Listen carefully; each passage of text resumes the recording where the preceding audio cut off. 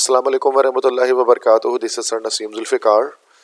और जैसे कि आप जानते हैं कि मैं सेकेंड ईयर केमिस्ट्री के एमसीक्यूज़ के जो हैं वो सीरीज़ बना रहा हूँ, जिसमें डिफरेंट चैप्टर्स मैं कवर कर रहा हूँ। तो आज मैं चैप्टर 13 जो है स्पेक्ट्रोस्कोपी, जो लास्ट चैप्टर है आज सेकेंड ईयर का जो है केमिस्ट्री सिंध बोर्ड का, तो उसके 25 इंपॉर्टेंट एमसीक्यूज़ डिस्कस करूँगा। और अगर आपको ये एमसीक्यूज़ पीडीएफ में चाहिए या फिर मेरे नोट्स आपको पीडीएफ में चाहिए तो ये मेरा व्हाट्सएप नंबर आपको स्क्रीन पर शो हो रहा है 0300-215-2272। इस नंबर पर आप मुझसे जो है वो कांटेक्ट करके रिक्वेस्ट कर सकते हैं पीडीएफ नोट्स के लिए। तो चले स्टार्ट करते हैं अपने एमसीक्यूज़ को। फर्स्ट है the interaction of electromagnetic radiation of light with matter is called. Electromagnetic radiation का मैटर के साथ इंटरेक्शन क्या कहलाता है? दिस इज कॉल्ड स्पेक्ट्रोस्कोपी, और यही इस चैप्टर का नाम भी है। Second MCQ is a dash spectroscopy is used to detect the types of bond and the functional group present in the molecule। तो कौन सी स्पेक्ट्रोस्कोपी टाइप्स ऑफ बॉन्ड को डिटेक्ट करने के लिए इस्तेमाल होती है, फंक्शनल ग्रुप को डिटेक्ट करने के लिए इस्तेमाल होती है मॉलिक्यूल में? तो ये इंफ्रारेड स्पेक्ट्रोस्कोपी होती है, जिसको हम IR स्पेक्ट्रोस्कोपी भी कहते हैं। थर्ड है IR frequency is express in the unit of dash. IR frequency को किस यूनिट में एक्सप्रेस किया जाता है? तो इसको सेंटीमीटर इनवर्स में शो करते हैं। फोर्थ है the most useful IR range lies between dash. तो जो सबसे अहम या मुफीद IR रेंज लाई करती है किस पर? तो ये 4000 से 670 सेंटीमीटर इनवर्स, इसी IR रेंज को इस्तेमाल किया जाता है IR स्पेक्ट्रोस्कोपी के अंदर। Fifth the fingerprint region in IR spectrum lies between dash. को IR स्पेक्ट्रम में जो है वो दो रीजन्स होते हैं, एक हमारे पास फंक्शनल ग्रुप रीजन होता है और एक हमारे पास फिंगरप्रिंट रीजन होता है। तो यहाँ पे पूछा जा रहा है कि जो हमारा जो फिंगरप्रिंट रीजन है वो किस फ्रीक्वेंसी रेंज पर लाई करता है IR फ्रीक्वेंसी के मुताबिक। तो ये 1500 से 500, 1500 to 500 हमारे पास सेंटीमीटर इनवर्स जो है वो ये फिंगरप्रिंट रीजन की रेंज होती है। नंबर 6 है batch spectroscopy is used to determine the presence of double and triple bond as well as conjugated system in the molecule. तो ये हमारे पास यूवी विजिबल स्पेक्ट्रोस्कोपी होती है, जिससे हम डबल ट्रिपल बॉन्ड आइडेंटिफाई करते हैं। क्वेश्चन 7 है what is the range of UV region. तो अल्ट्रावायलेट रीजन जो होती है, यूवी रीजन जो होती है, उसकी रेंज हमारे पास क्या होती है? तो वो होती है लाइक 200 to 400 नैनोमीटर। और नेक्स्ट क्वेश्चन 8 में आपसे पूछ रहे हैं विजिबल रीजन की रेंज क्या होती है? तो वो हमारे पास होती है 400 से 800 नैनोमीटर। 9th है which of the electronic transition can not be detected by UV visible spectroscopy. तो कौन से electronic transition UV visible spectroscopy detect नहीं करती है? तो वो sigma two sigma star transition होती है, क्योंकि बहुत हाई एनर्जी की इसमें रिक्वायरमेंट होती है। तो यूवी विजिबल लाइट के अंदर ये एबिलिटी नहीं होती है कि वो इस ट्रांजिशन को कर सके, तो उसको डिटेक्ट नहीं कर पाता है। 10th है the concentration of unknown compounds in a solution can be determined by using dash. तो अननोन कंपाउंड्स की जो कंसंट्रेशन एक सॉल्यूशन में, उसको किस तरह से डिटरमिन किया जा सकता है? For this we have a law that is called Beer Lambert's law. तो बियर-लैम्बर्ट्स लॉ की मदद से हम क्या कर सकते हैं कि अननोन कंपाउंड्स की कंसंट्रेशन को फाइंड आउट कर सकते हैं किसी सॉल्यूशन के अंदर। नंबर 11 है NMR stands for dash. NMR से क्या मुराद है? NMR is actually also spectroscopy technique. तो NMR कहा जाता है that is nuclear magnetic resonance, NMR, ठीक है।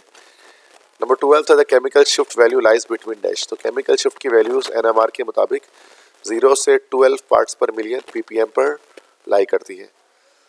और the value of chemical shift for TMS के लिए दैट इज टेट्रामिथाइल सिलेन, इसके लिए केमिकल शिफ्ट की वैल्यू हमने स्टैंडर्ड रखी है 0 ppm, ठीक है।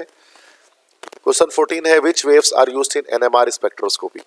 तो NMR के अंदर हम लोग रेडियो वेव्स को इस्तेमाल करते हैं, ठीक है, for the detection of structure. 15th है the solvent used in NMR spectroscopy is usually.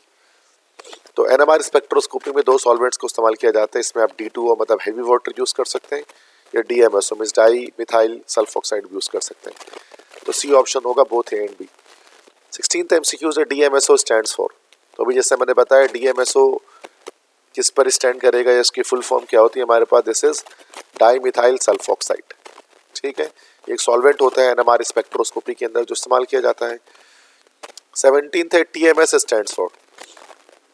तो TMS एक स्टैंडर्ड है, तो इसका मतलब होता है टेट्रामिथाइल सिलेन। तो ये इंस्ट्रूमेंटेशन को चेक करने के लिए यूज़ किया जाता है। ये सारे लेक्चर्स मैंने अपलोड कर दिए हैं बेटा, तो अगर आपको पहले आप क्या करें कि आप मेरे लेक्चर्स को देखें, फिर आकर ये एमसीक्यूज के सॉल्यूशन में आए ना, तो आपको ये सारी चीज़ें समझ में आएंगी कि क्या चीज़ें क्या हैं। Number 18 the chemical shift is denoted by dash. Chemical shift को डिनोट किससे किया जाता है? डेल्टा से किया जाता है, small delta, D option. 19th line spectrum is also known as. Line spectrum को हम लोग डिसकंटिन्यूस स्पेक्ट्रम भी कहते हैं, जो कि उसमें फ्रिंजेस आती हैं। 20 atomic emission spectroscopy is identified by. चूँकि हमें पता है कि एटॉमिक स्पेक्ट्रोस्कोपी दो तरह की होती है, एक एटॉमिक एब्जॉर्प्शन स्पेक्ट्रोस्कोपी होती है और एक एटॉमिक एमिशन स्पेक्ट्रोस्कोपी होती है, ठीक है। तो एटॉमिक एमिशन में क्या होता है कि डार्क बैकग्राउंड पे आपके पास ब्राइट लाइंस होती हैं, तो bright lines on dark background, C option correct होगा इसका, ठीक है। 21 है mass spectrometry is technique to determine. Mass spectrometry से हम लोग जो है वो क्या मालूम करते हैं? इससे हम लोग रेशियो मालूम करते हैं। दिस इज वो कौन सा रेशियो होता है? This is actually charge, mass to charge ratio, ठीक है। तो इससे हम मास टू चार्ज रेशियो को कैलकुलेट करते हैं, डिटरमाइन करते हैं। 22 which technique is used to determine the mass of unknown compound. तो अननोन कंपाउंड के मास को मालूम करने के लिए, मास से मुराद यहाँ पर दैट इज मॉलिक्यूलर मास होगा, तो मॉलिक्यूलर मास को मालूम करने के लिए हम लोग जो है वो मास स्पेक्ट्रोमेट्री का ही इस्तेमाल करते हैं, ठीक है। 23 है the energy of I R radiations. I R की जो एनर्जी है यकीनन कि रेडियो वेव्स के मुकाबले में वो ज़्यादा होती है, तो higher than radio waves.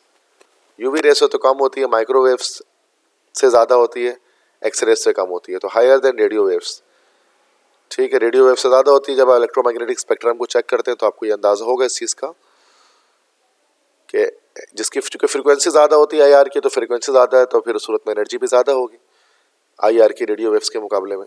24th MCQ electronic excitation occur in the electromagnetic spectrum if the molecule absorb dash. तो जब मॉलिक्यूल अल्ट्रावायलेट विजिबल रेडिएशंस को अब्जॉर्ब करता है तो इलेक्ट्रॉन्स ट्रांजिशन स्टेट में आते हैं, ठीक है। इस तरह से 25th और लास्ट MCQ है which technique is used to determine the relative abundance of isotopes. Isotopes के रिलेटिव अबंडेंस को बताने के लिए भी हम लोग जो है वो मास स्पेक्ट्रोमेट्री का इस्तेमाल करते हैं, ठीक है। तो बेटा ये हमारे पास जो है 25 मोस्ट इंपॉर्टेंट MCQs थे for second year chemistry chapter 13 spectroscopy. अगर आपको लेक्चर पसंद आया तो वीडियो को लाइक कर दें, चैनल को सब्सक्राइब करें। अगर मेरे नोट्स रिक्वायर्ड हो तो इस नंबर पर व्हाट्सएप करें मुझे, ठीक है। बेस्ट ऑफ लक, अल्लाह हाफिज़।